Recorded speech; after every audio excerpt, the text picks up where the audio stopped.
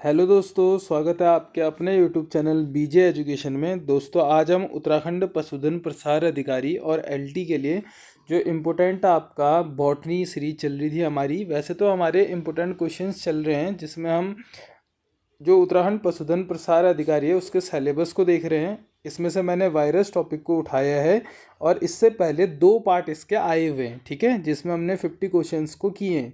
आगे इससे 51 से लेके 77 आपके टोटल क्वेश्चंस हैं। काफ़ी इंपॉर्टेंट क्वेश्चंस है और पेपर में आने की इसकी संभावना बनती है। तो आपका ज़्यादा समय ना लेते हुए चलिए शुरू करते हैं। पहला प्रश्न है आपका, HIV वायरस HIV वायरस क्या है? रेट्रोवायरस एक रेट्रोवायरस है, या B RNA है, या C DNA वायरस है, या फिर D HTLV3 है।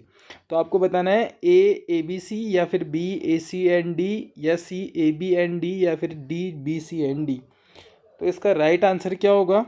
Option number C ABND, retrovirus, RNA virus और HTLV। ठीक है, तो हम देखते हैं यहाँ पे इसका एक्सप्लेनेशन। HIV जो ह्यूमन इम्यूनो डेफिशिएंसी वायरस है, एक रेट्रोवायरस है। कथन ए सही है, इसमें आनुवंशिक सामग्री के रूप में सिंगल स्टैंडर्ड RNA पाया जाता है। कथन बी भी सही है, अतः सी गलत है। इसे पहले HTLV3 human T cell lymphotropic virus 3 या LAVB कहा जाता था। तो कथन डी भी क्या है? सही है। तो सही क्या होगा आपका? A B और D।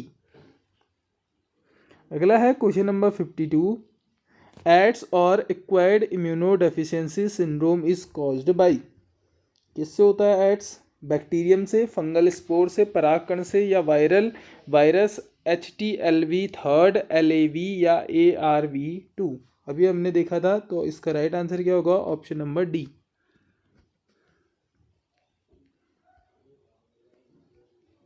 उसके बाद है question number 53। The smallest disease causing agents present in higher plants only are. केवल उच्च पौधों में मौजूद सबसे छोटे रोग पैदा करने वाले एजेंट कौन से हैं? मॉलिक्यूट, विरोइड, वायरस, या फिर प्रियॉन्स। तो इसका राइट आंसर है मॉलिक्यूट। मॉलिक्यूट जैसे फाइटोप्लाज्मा सरल बैक्टीरिया का एक वर्ग है जिनमें कोशिका भित्ति नहीं होती। इनका आकार बहुत ही छोटा होता है, 0.2 से 0.3 माइक्रोमीटर तक, और इनका जीनोम भी काफ़ी छोटा होता है। ये मुख्य रूप से पौधों में गंभीर बीमारियां पैदा करते हैं। ठीक है, तो आपको याद होना चाहिए कि मॉलिक्यूट क्या होता है, तो आप इसको नोटबुक में प्रॉपर नोट्स बना सकते हैं। आगे है आपका क्वेश्चन नंबर 54। विरोइड्स क्या है? संक्रामक प्रोटीन, इन्फेक्शियस प्रोटीन है, इन्फेक्शियस न्यूक्लियोप्रोटीन है, इन्फेक्शियस न्यूक्लिक एसिड है, या ऑल ऑफ अबव है। तो इसका राइट आंसर है option number C, infectious nucleic acid. ठीक है, यहाँ पे एक एफ भी होगा, वो टाइपिंग मिस्टेक है।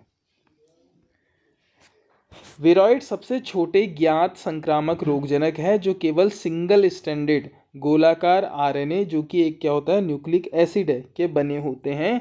इनमें वायरस की तरह कोई प्रोटीन का आवरण नहीं होता, यानी इसमें कोई भी कैप्सिड नहीं होता, क्योंकि ये केवल नग्न न्यूक्लिक एसिड से बने होते हैं और बीमारी फैलाते हैं, इसलिए इन्हें संक्रामक न्यूक्लिक एसिड भी कहा जाता है। ये मुख्य रूप से पौधों को संक्रमित करते हैं। ठीक है, अगला है question number 55। Naked viruses are, बस अभी पढ़ा आपने। नेकेड वायरस किसे कहते हैं? प्रियॉन्स, विरोइड्स, वीरुसॉइड्स, या फेक वायरसेस। तो इसका राइट आंसर है option number B, viroids. Question number अगला है आपका 56। एंजाइम्स आर अपसेंट इन।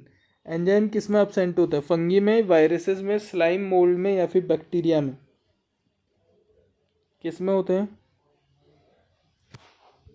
तो इसका राइट आंसर है आपका ऑप्शन नंबर बी, वायरसेस में।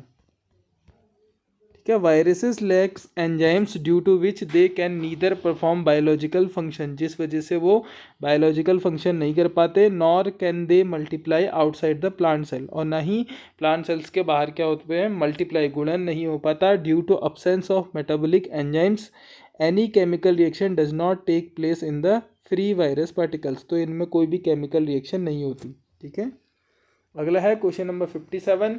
Single standard DNA is found in. किस में पाया जाता है सिंगल स्टैंडर्ड?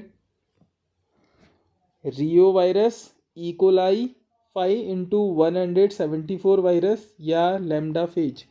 देखिए यहाँ पे है आपका 5x174 वायरस। ठीक है, यही इसका क्या है करेक्ट ऑप्शन है। सामान्यतः डीएनए डबल स्टैंडर्ड 2 धागे वाला होता है, लेकिन 5x174 बैक्टीरियोफेज इसका एक प्रसिद्ध उपवाद है। यानी ये जो आपका 5x174 है ना, ये एक बैक्टीरियोफेज है। और बैक्टीरियोफेज क्या होते हैं? ऐसे वायरस जो बैक्टीरिया के अंदर घुस के उसको संक्रमित कर देते हैं। इसमें सिंगल स्टैंडर्ड डीएनए पाया जाता है। इसमें क्या पाया जाता है? Single standard DNA.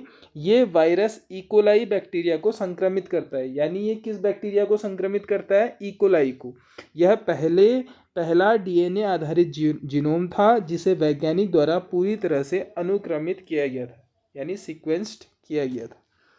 ठीक है, अब आगे बढ़ते हैं। अगला है नंबर ऑफ बीपी। बीपी क्या होता है? Base pair. ठीक है, क्या होता है? Base pair in genome of 5x174। 5x174।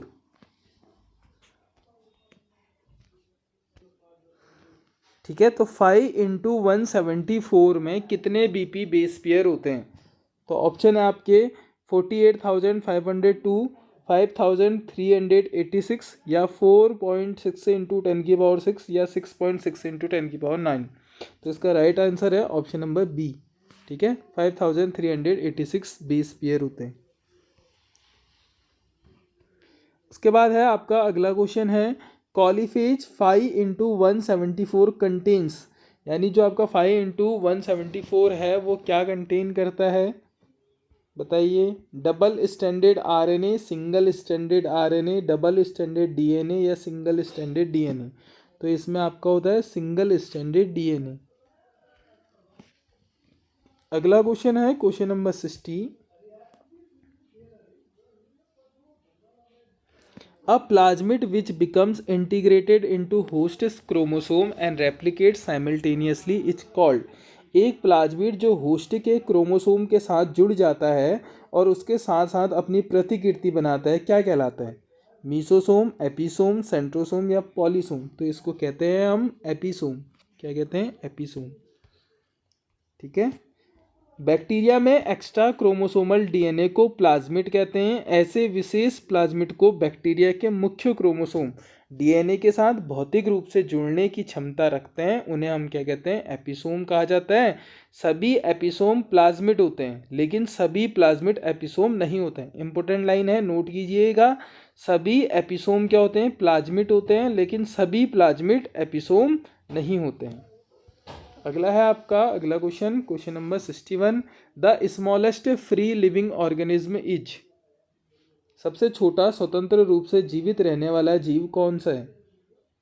Virus, mycoplasma, diatom या फिर साइनोबैक्टीरियम। तो इसका राइट आंसर है आपका माइकोप्लाज्मा।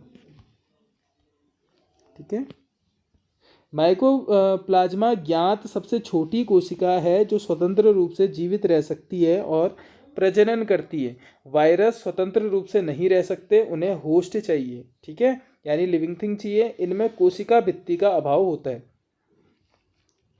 ठीक है, और आपका एक पीपीएलओ भी है जिसे हम कहते हैं प्लूरोनिमोनिया लाइक ऑर्गेनिज्म। पीपीएलओ का फुल फॉर्म पूछ सकता है, तो आप याद रख सकते हैं। ठीक है, और इट वॉज डिस्कवर्ड बाई, जो माइकोप्लाज्मा है वो किसके द्वारा डिस्कवर्ड किया गया? लुईस पास्चर के द्वारा। ठीक है, तो नोट कीजिएगा लुईस पास्चर।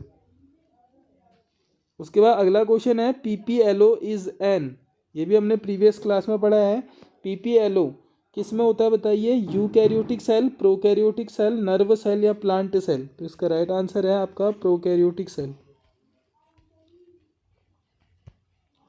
अगला है question number 63। Bacteriophage that lyse the bacterial cell shortly after infection are termed as. वे बैक्टीरियोफेज जो संक्रमण के तुरंत बाद बैक्टीरियल कोशिका को तोड़ देते हैं, क्या कहलाते हैं? ऐसे बैक्टीरियोफेज जो संक्रमण के तुरंत बाद बैक्टीरियल कोशिका को तोड़ देंगे, सिस्टेमेटिक कहलाएंगे, वायरुलेंट कहलाएंगे, इम्यून कहलाएंगे या टेम्परेट। इसका राइट आंसर है वायरुलेंट। ठीक है, जो वायरस बैक्टीरिया के अंदर जाते ही तेजी से अपनी कॉपी बनाते हैं और बैक्टीरिया की कोशिका को फाड़कर बाहर निकल जाते हैं, उन्हें वायरुलेंट फेज कहा जाता है। यह प्रक्रिया लाइटिक चक्र कहलाती है, ठीक है, या लिटिक भी कहते हैं इसे। इसके विपरीत जो तुरंत नहीं मारते उन्हें टेम्परेट फेज कहते हैं, ठीक है, तो दोनों नोट कीजिएगा। अगला है question number 64। T4 plasmid of bacteria after removing tumour inducing gene is called. Bacteria के टी प्लाज्मिड T4, ठीक है, क्या T4 प्लाज्मिड से ट्यूमर पैदा करने वाले जीन को हटाने के बाद उसे क्या कहा जाता है? ZDNA, RDNA, BDNA या TDNA? तो उसे कहा जाता है TDNA। क्या कहा जाता है? TDNA।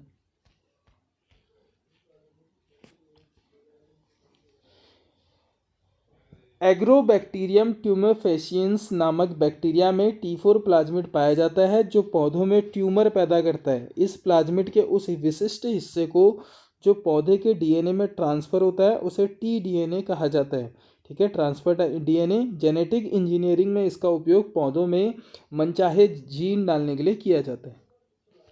अगला है question number 64। The T4 bacteriophage can be grown in the colon bacterium E. coli in the artificial treatment medium, both of these या none of above? किस में होगा बताइए?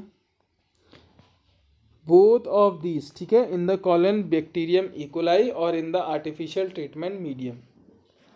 T4 बैक्टीरियोफेज विशेष रूप से E. coli बैक्टीरिया को संक्रमित करता है। हालांकि आपका ऑप्शन सी ठीक है, लेकिन वायरस को कभी भी केवल निर्जीव कृत्रिम माध्यम जैसे साधारण पोषक शोरबा में नहीं उगाया जा सकता। उन्हें उगाने के लिए उस माध्यम में उनके जीवित होस्ट यानी कौन? E. coli का होना अनिवार्य है इस मामले में, ठीक है। पुस्तक के स्पष्टीकरण का तात्पर्य संभवतः ऐसे कल्चर माध्यम से है जिसमें E. coli मौजूद है। यानी ये कह रहा है T4 bacteriophage can be grown. अगर हमारा ऑप्शन सी सही है, इसका मतलब जो आर्टिफिशियल ट्रीटमेंट मीडियम है उसमें भी E. coli बैक्टीरिया होगा, ठीक है। आगे है question number 66। What are prions? Prions क्या है बताइए? संक्रामक प्रोटीन यानी infectious protein, infectious DNA, infectious RNA या फिर इन्फेक्शियस जेड डीएनए? तो इसका राइट आंसर है option number A, infectious protein. Prion विशेष प्रकार के संक्रामक एजेंट है जो पूरी तरह से असामान्य रूप से मुड़े हुए प्रोटीन, मिसफोल्डेड प्रोटीन से बने होते हैं। इनमें कोई भी आनुवंशिक सामग्री डीएनए या आरएनए नहीं पाई जाती। इनकी खोज स्टैनले बी प्रुजनर ने की थी, इससे पहले भी हमने पढ़ा है, ठीक है। अगला है क्वेश्चन नंबर 67।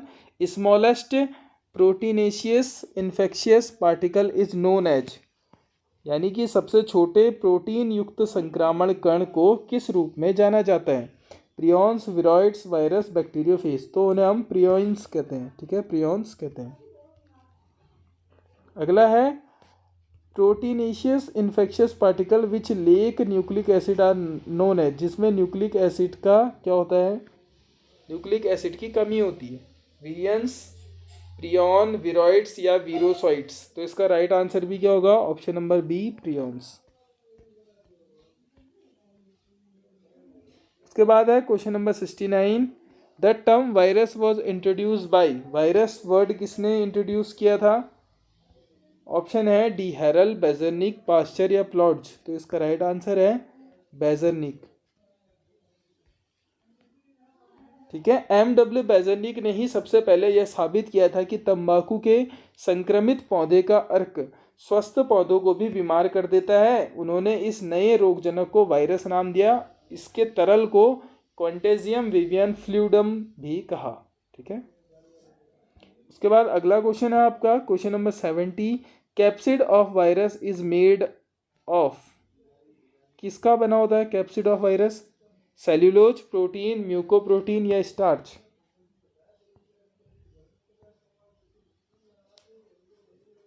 तो इसका राइट आंसर है आपका ऑप्शन नंबर बी, प्रोटीन, ठीक है। किसका बना होता है? प्रोटीन का। वायरस के केंद्र में मौजूद आनुवंशिक सामग्री डीएनए या आरएनए को चारों ओर से घेरने वाला सुरक्षात्मक आवरण कैप्सिड कहलाता है। यह कैप्सिड पूरी तरह से प्रोटीन के अणुओं से बना होता है और इसकी छोटी उप इकाइयों को क्या कहते हैं? कैप्सोमियर। क्या कहते हैं? कैप्सोमियर। ठीक है, याद रखना, पूछा जाता है। अगला है क्वेश्चन नंबर 71। विरियंस मीन्स, विरियन या विरियंस मीन्स क्या होता है? क्या अर्थ है इसका? मतलब capsid of virus, complete form of a virus, nucleic acid of virus या डेड वायरस। तो इसका राइट आंसर है option number B, complete form of virus. Question number 72 है आपका, outside of living cell the virus particles is called. जीवित कोशिका के बाहर वायरस कण को क्या कहा जाता है? विरियन, कैप्सिड, अविकल्पीय परजीवी या इनमें से कोई नहीं। तो इसका राइट आंसर है ऑप्शन नंबर ए, विरियन। ठीक है, अगला है question number 73। Which one of the following is neither a prokaryotic nor a eukaryotic. निम्नलिखित में से कौन सा ना तो प्रोकैरियोटिक है ना ही यूकैरियोटिक है? ऑप्शन है आपके ऑसिलेटोरिया, टीएमवी, यीस्ट या इकोलाई। तो इसका राइट आंसर है ऑप्शन नंबर बी, टीएमवी यानी टोबैको मोज़ेक वायरस। ठीक है, प्रोकैरियोटिक जैसे इकोलाई, ऑसिलेटोरिया और यूकैरियोटिक जैसे यीस्ट दोनों ही कोशिकीय जीव है, लेकिन टीएमवी टोबैको मोज़ेक वायरस एक वायरस है और सभी वायरस अकोशिकीय होते हैं यानी नॉन सेल्यूलर होते हैं, इसलिए वायरस को कोशिका के वर्गीकरण में नहीं रखा जाता। उसके बाद है क्वेश्चन नंबर 74 है आपका, an example of plant viruses. बताइए, इजी क्वेश्चन है, क्या होगा? ऑप्शन नंबर डी, बिल्कुल TMV virus, tobacco mosaic virus. Question number 75 है आपका, the genetic material of TMV is, यानी कि टोबैको मोज़ेक वायरस में जेनेटिक मटेरियल क्या होता है? क्या होता है? क्रोमोसोम, डीएनए, आरएनए या नन ऑफ अबव। तो ये होता है आपका आरएनए। क्या होता है इसमें? आरएनए।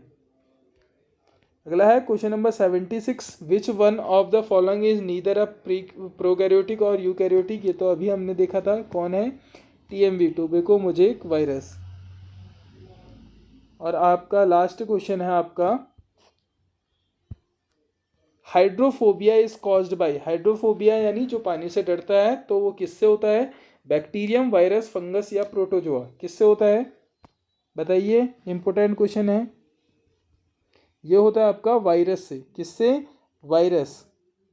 ठीक है, हाइड्रोफोबिया का शाब्दिक अर्थ है पानी से डर लगना। यह रेबीज बीमारी का एक बहुत ही प्रमुख और ऐतिहासिक लक्षण है।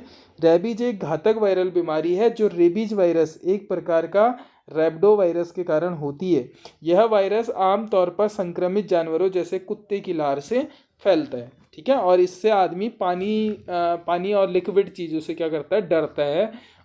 उसके जैसे उसको पास लाएंगे तो उससे दूर भागता है। ठीक है, तो यहाँ पे हमारे मोस्ट इम्पोर्टेंट वायरस से रिलेटेड 77 क्वेश्चंस कंप्लीट होते हैं। यदि आपने प्रीवियस क्लास नहीं देखी है तो क्लास देखिएगा, प्लेलिस्ट बनी है। आप अगर शुरुआती वीडियो भी आपने नहीं देखा है तो उसे भी देखिए, जिससे आपके जो तैयारी कर रहे हैं उसको मजबूती मिलेगी और आने वाले परीक्षा में हेल्पफुल रहेगा। ठीक है, बीजे एजुकेशन के चैनल में पहली बार आए हैं तो चैनल को सब्सक्राइब करें, वीडियो को ज़्यादा से ज़्यादा शेयर करें। मिलते हैं नेक्स्ट वीडियो में, तब तक के लिए अपना ध्यान रखें।